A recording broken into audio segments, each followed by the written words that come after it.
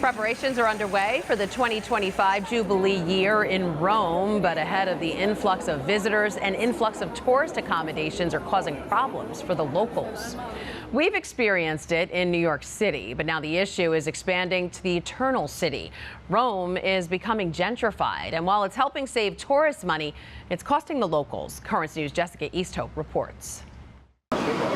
Even the Eternal City is not immune to gentrification.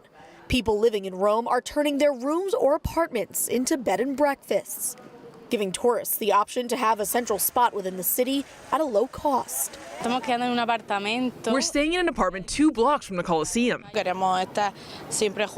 always want to be together comfortably, and in the hotel you sleep well. It's always clean, but in the end, B&Bs are always the cheapest and you still sleep well. There are more than 23,000 B&Bs registered in Rome, along with about 12,000 illegal tourist apartments that are neither registered nor regulated.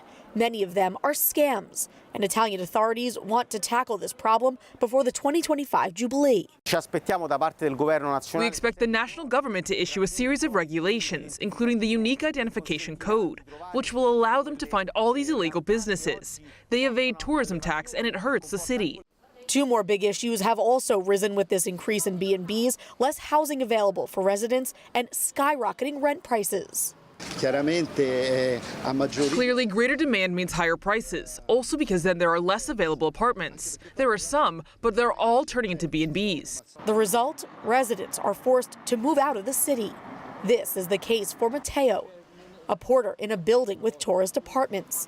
He has a long commute to work because he can't afford to pay for housing near the center. This unfortunately affects local people a lot because the cost of rent is very high.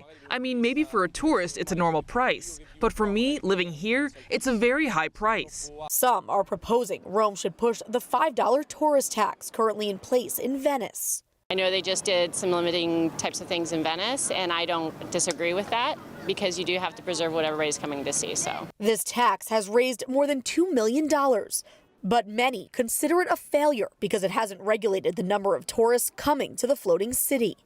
The tax might even be doubled in 2025 to about $10. The Jubilee Committee in Rome argues that the Eternal City doesn't have the resources to levy this tax. The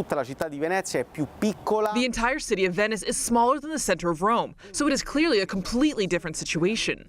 The issue of tolling is a sensitive issue that is met with difficulties. What's clear is that the city of Rome will face major challenges in the coming year, from maintaining the stability of its buildings to tourism control, to, above all, ensuring that the city is up to the task of welcoming pilgrims for the Jubilee.